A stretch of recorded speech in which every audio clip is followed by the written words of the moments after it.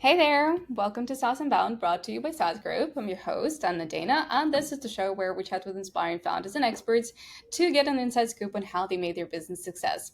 And today with me is one of our brand CMOs, Tim Heicks, my manager, and probably the best manager you can wish for. Welcome to the show. Hey Anna, thanks for having me and thanks for the compliment. Sure. But yeah, let's get to your background a little bit because you've got quite a story to tell. So yeah, how did it come to saas Group in the first place? Yeah, so actually, I started my career 15 years back at the SaaS company. Worked there as an account manager, showing customers how to use the software. It was focused on performance marketing, specifically Google Ads. So how to apply the portfolio theory from finance into advertising. We got quite some traction back then, and finally got acquired by Adobe. So I was working for a massive SaaS corporate for a couple of years before I moved back to the advertiser side to into gaming. So I was responsible for doing all kinds of user acquisition for mobile and browser games, using a lot of SaaS tools actually to really steer our campaigns, set up campaigns, and also actually do some kind of fraud detection using external SaaS tools. Um, and yeah, at some point after 5 years, I actually was curious to see how the SaaS world is doing. So I actually decided to move back, joined a SaaS business in the event tech industry. Unfortunately, COVID hit us quite heavily back then, so we had to basically pause a lot of activities. And that is actually around the time when Toby, one of the founders of SaaS Group, reached out if I could imagine to join SaaS Group and build the central marketing team. Back then, we were only 6 companies in the portfolio, so quite a different setup than today. But yeah, as you yourself experienced in the last 12 months, we are quite at a journey at the moment, and yeah, really interesting. And so I'm really happy to be part of that, and really covering the marketing side of things, acquiring awesome marketers for our brand portfolio, for portfolio companies, and yeah, help also the M&A team in their work doing DDs and checking on risks and potentials of the target companies. Right, absolutely. Okay, so like you said, it is a fascinating kind of roller coaster ride. I remember one of the comments of one of the founders when we acquired them in summer, and then just a couple of months later they're like, wait, how come we're not newcomers anymore? Like, there is another company just joined. So yeah, the growth is pretty cool.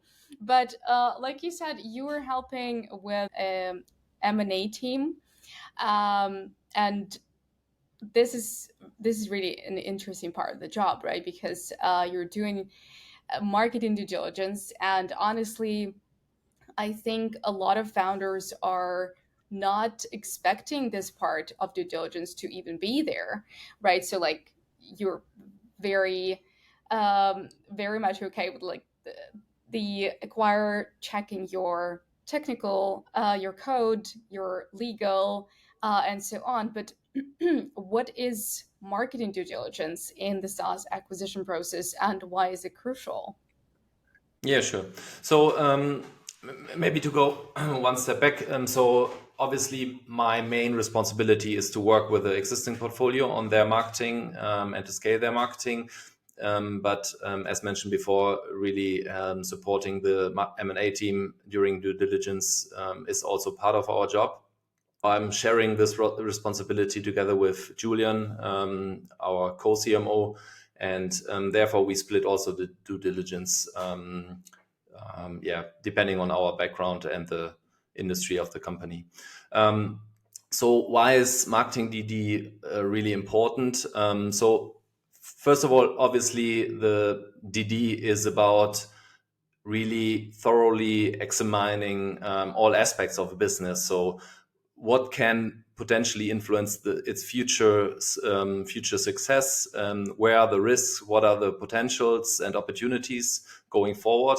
And marketing is and should be a crucial part of that DD, because marketing on the one hand obviously should have a really significant impact on long-term revenues, but at the same side, most of the time, marketing also is quite a relevant aspect when it comes to the cost side. So obviously, marketing salaries, internal or external agencies and freelancers, ad spend can be quite significantly. So all these things obviously have an impact on the bottom line, and therefore, specifically, marketing should be always a really relevant part of the DD, and that's where we come in. Okay, yeah, that makes sense. Okay, so was there at any time some confusion from the founders, and like what are the questions that they are asking regarding the marketing due diligence? And maybe you can remember, the most unusual ones. Yeah, usually they just ask for the process, like what kind of things do we look at, what kind of tools do we need access to, if it's fine actually to just talk to the founder, or if we really need to talk to also part of the marketing team during the DD. Those are the typical questions from the sellers. Or did you hear any other during your interviews with founders who sold to SaaS Group? Not really, but it's interesting that you said that if the marketing team should be involved on the seller side, because as I hear a lot during these calls, um, founders are trying to keep it behind the closed doors, and not notify really like a lot of the members of the team, because well, anything can go wrong and the deal could flop. Then it's confusing for the team, right? So it's interesting that you mentioned that. And like, is it does it happen often that founders have to notify the marketing team, or like that you have to talk to them, and what are those cases? They definitely don't have to. Obviously, we prefer to have someone with marketing knowledge talking to us. This can be the founder, but also sometimes the founder is more coming from the technical side, having hired a head of marketing at some point, and the head of marketing is basically aligning all the marketing knowledge and setup. Therefore, it helps us tremendously if we are able to talk to this person. Um, but yeah, I can also understand that this is not possible sometimes, and then we just somehow need to check with the founder how to get the needed answers on certain questions. But yeah, obviously, if you ask me, we would always prefer to have someone from the marketing team involved. Sure, sure. Full transparency. All right. So, what are the questions that are asked from our side? Like, you go there for marketing due diligence. What are the first questions that you ask the founder or the marketing person that is involved?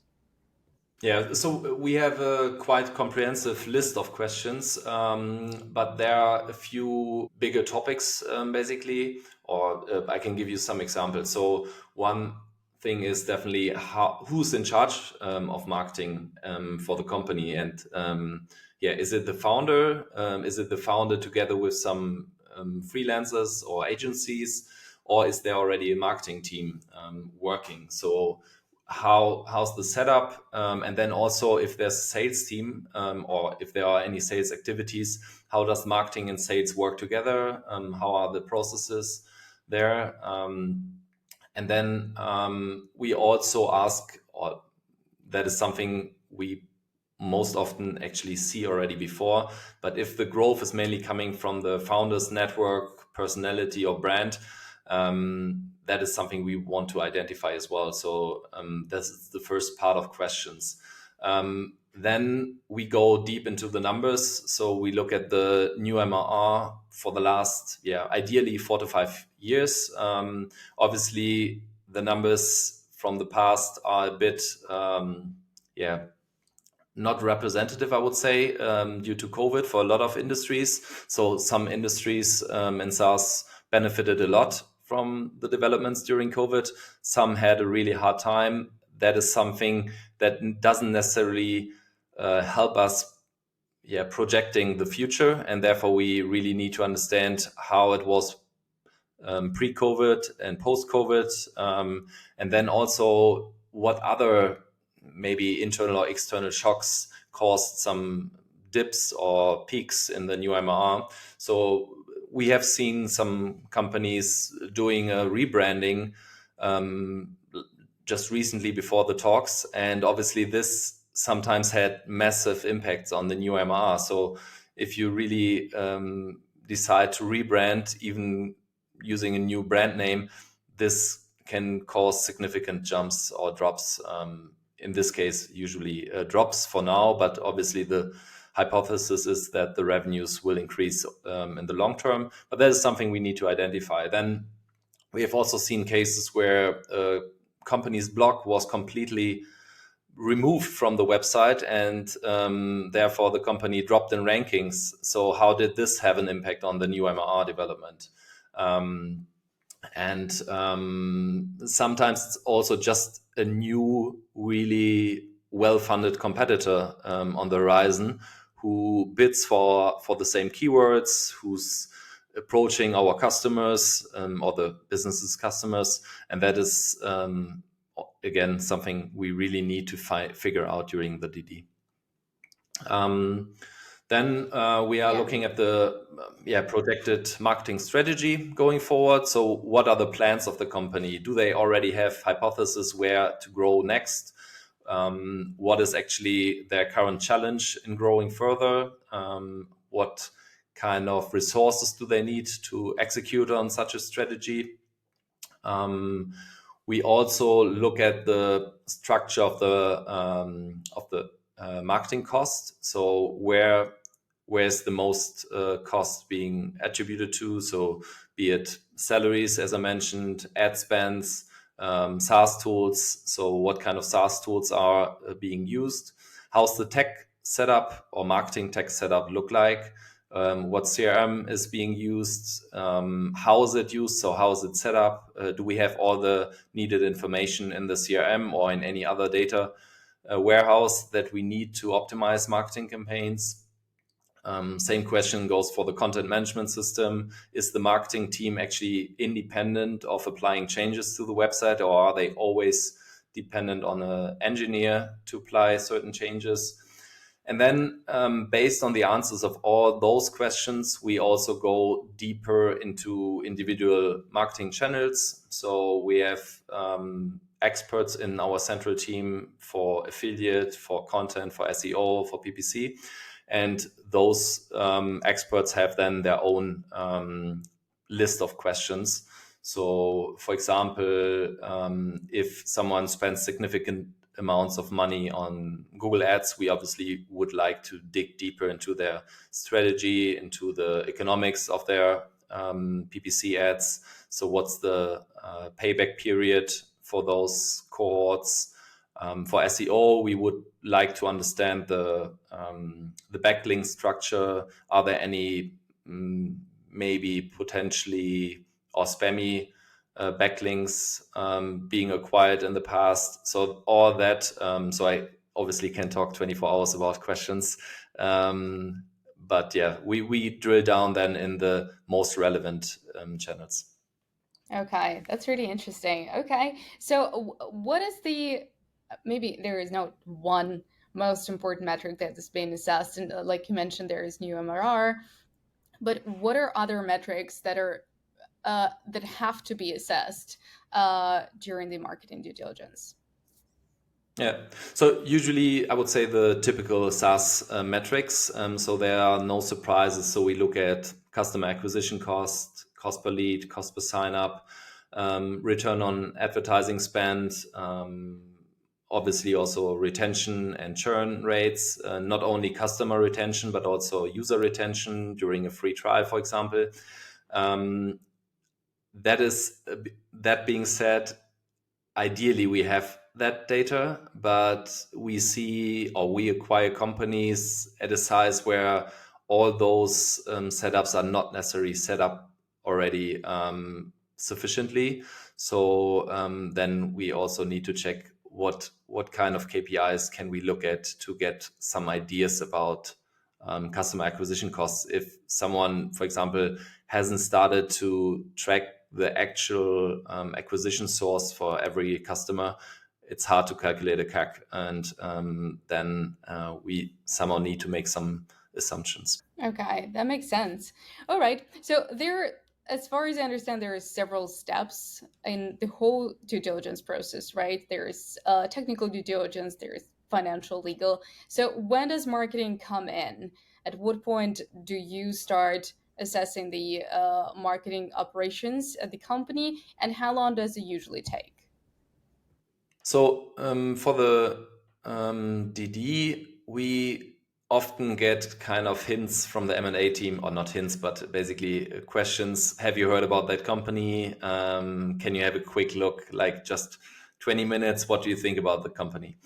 So we give a first really brief overview of what we think, what we see on the website, on publicly available information about the company. Then next step is usually the DD talks, which are led by our M&A team. We join a first general call to get a really basic understanding of the marketing state at those companies. Based on those insights we gather there, we start working on setting up a dedicated marketing DD call with the founders, where we then ask the questions or some of the questions mentioned before. Once we have those questions answered, then we really dig deeper into the DDs, spending around 1 to 2 weeks on this DD, on the marketing DD. Obviously, we need to keep working on our daily business with the existing portfolio, so therefore it takes us around 1 to 2 weeks. But after the 1 to 2 weeks, and during these weeks, we also have continuously communication with the founders. So maybe we have some follow-up questions. We check with them on Slack or via email. Then we do a final call, marketing DD call with the founders, telling them also what we found, maybe some insights they already knew, some they might be interested in hearing what we think about it. And also we write a marketing DD report for our M&A team to have a kind of a management summary for them to get our judgment of the company, if we feel that there are some risks attached to the marketing side of things, or if we believe that there are really interesting opportunities and potentials that we and our team can work on.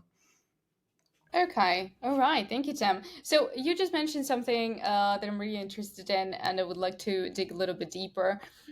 You just said that we at Saas Group we sometimes buy companies that are a little bit smaller to have everything set up and all the metrics in there and all the KPIs calculated. But yeah, what do you see? Because there have been quite a bit of those, right? Of quite a bit of marketing due diligences that we went through. What was the maybe there was a trend that you saw? Like what do founders tend to neglect? What do founders tend to forget to set up? What are the usual mistakes that they make?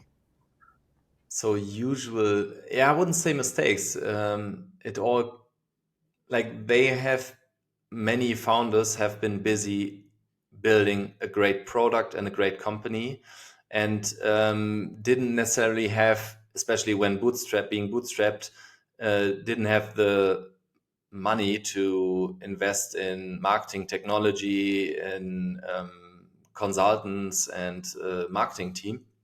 So therefore, specifically, and they for example, they can't usually just hire one dedicated PPC person in the team.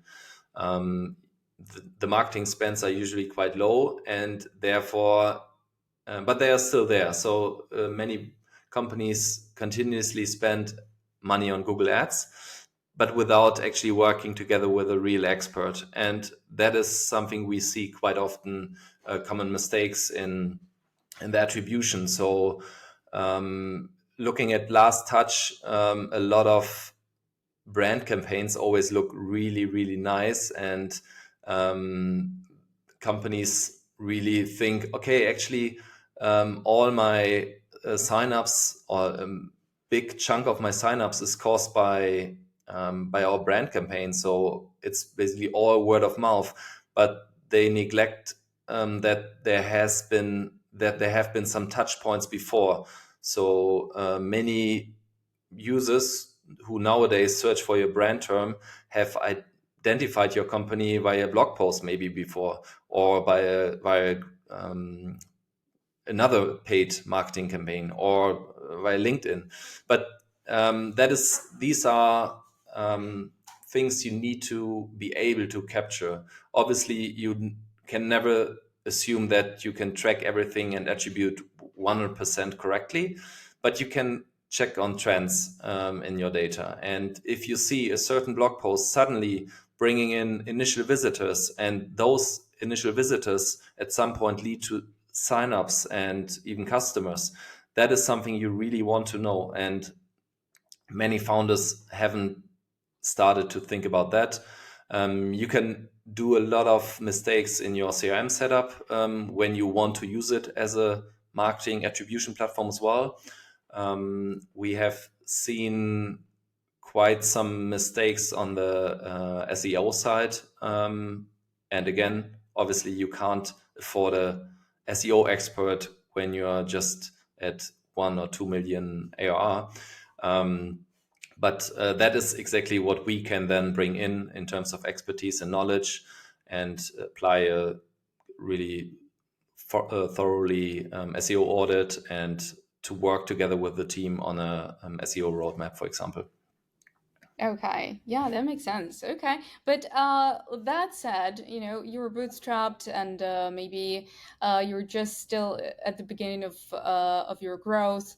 Um, are there any tools maybe that you could recommend to founders of bootstrap companies that you see that help you later in that part of the job during the marketing due diligence to track the KPIs to see like the activities that the company has been doing in marketing? Any recommendations, any advice? I think that's one thing, that there's no tool that can solve all that problems just by using the tool. So you also need to set up those tools correctly, and then basically a lot of tools can do that. So, for example, capturing the initial visited blog post, that is possible just with creating a cookie, and you don't need an external tool for that. But then capturing that information from the cookie and storing it in your CRM might also be possible. But some CRMs, for example, have that built in. HubSpot, obviously being really strong on the marketing side, or being used as a marketing CRM, has some capabilities. But even then, you don't want to store this information only on a contact level, but also apply it to the account or company level. So you know actually what has driven this specific company to our sign up or to our page. And therefore you need to also apply some workflows in HubSpot. So it's not really about the software itself, but rather about really understanding the processes, the ways, the funnel, and how you're gathering or how you're acquiring new users and customers. Okay, thank you. All right, so maybe you could share some, horror stories, bad practices that affected deals from the marketing side, and just you couldn't go through with it. Yeah, to the short answer is we haven't seen any red flags yet in the companies we checked. But like some things, and I mentioned it before, these could potentially be a red flag. For example, identifying someone who has acquired a lot of spammy backlinks, and maybe even Google was didn't notice yet, and started to rank the pages really high on their SERP pages, and bringing in interesting traffic, relevant signups, and even customers. But if we identify this, and Google might make a spam update at some point, and um, obviously causing drops in the rankings, this would have an immediate impact on the revenue and new MRR. Therefore, this could be really something that can be a show blocker, or if someone actually intentionally hides information about certain campaigns or KPIs. So if someone would artificially increase retention rate by giving massive discounts, but not telling that during the due diligence, that is something I would see as a red flag. Okay. So it's interesting that yeah, you mentioned buying like spammy backlinks and just kind of artificially driving growth. Have you seen any impact from AI on on growth of the companies that you have already checked, or do you think there will be some kind of impact of AI generated content? Yeah, so we see the first companies um, using AI to generate content, and that means basically, and specifically the AI tools appearing here and there at the moment. They are sometimes just founded 6 months ago, and they reached significant amounts of MRR and new MRR, and some of them also reached really high rankings using AI content. But if you as a human identify all that content right away as AI written because of the quality, then I'm not sure if we can actually forecast future revenues of such companies. So what will happen if Google will, or at the moment, if OpenAI will just replace their service by just adding it as a feature, or if Google starts deranking those companies because of their AI written content. So there are really smart ways of using AI. But I think more interesting is using AI in improving the SaaS tool or the features themselves rather than applying it yet in marketing. We will get to that point, but at the moment, I see the value more on the product side than in marketing. Yeah. Okay. All right. Well, what would be your best tip for the founders to prepare for marketing due diligence? Start early. I don't know. Keep track of all your KPIs. What really moves the needle for you? Like when you go into marketing due diligence and you think, "Thank you." Yeah, I think starting early makes total sense, but not because of a potential DD at some point. I think all those questions are relevant to have answers to, even if you don't plan to sell your company. So just to be on top of the state of your marketing, it makes sense. It makes sense to think about those questions. But yeah, for the DD, we will guide everyone through the process, so nothing specifically to be prepared in advance. Okay. All right. We had a podcast with Tobias Schlatke, and he was like, I shared everything, but my secret questions that I always ask during technical due diligence. So, do you have any secret questions that are that you're willing to give up? Good question. So I don't think it's a secret question, but I find it the answers of the following question are quite interesting or insightful.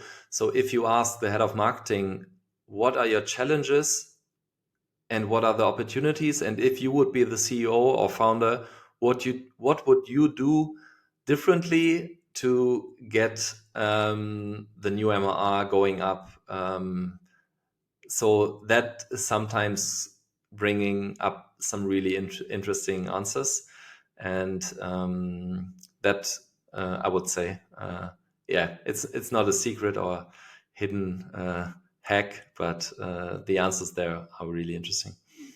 Okay, yeah, I can imagine.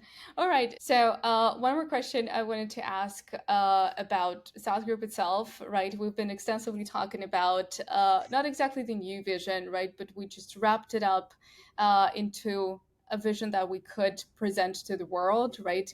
Building one of the biggest SaaS conglomerates. And yeah, so if you could maybe explain what it means and what are the companies that we're looking for in this growth trajectory? So obviously we want to grow organically, but also unorganically. And first of all, my goal is to work with the existing portfolio companies on organic growth. We started with the first companies 1.5 years ago. I think we see really nice developments of MRR, but also new MRR. We have a lot of companies actually where the SEO efforts we started to implement 6 months ago now paying really off. So obviously this doesn't come by night, but if you constantly work on executing an SEO strategy, we really see the results for many companies, and that's really great to see. And despite having a really hard year in SaaS in 2023, I think our brands developed quite. So that's the one side of the growth we are continuing to expect next year. On the other side, as you mentioned, we are planning to do additional acquisitions. What kind of companies we will acquire, I guess our M&A team is the better uh, person to talk to. But yeah, obviously, we will keep our focus on ideally profitable bootstrapped SaaS companies. We might make some exceptions here and there, but that's the core focus. In terms of industries, ideally, we will have some which are closely related to the existing portfolio companies. But that being said, it's also not a must.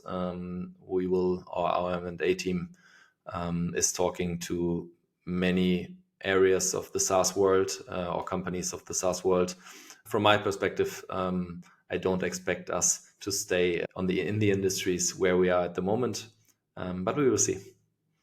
Yeah. Okay. So hopefully we do it again next year, same time, to explore the growth and where we are and what kind of companies we acquire. So thank you so much, Tim. I think it's been really helpful to learn more about the marketing due diligence because it hasn't been discussed a lot. So thank you so much for your insights, and yeah, have to do it again sometime. Cool. Thanks a lot, Anna, and really tremendous job since the beginning of the year. Like awesome to see Oh. SaaS Group being noticed here and there, and your work is definitely a big part of the success. So thanks a lot, Anna. Oh, thank you. That's Christmas. And and take care.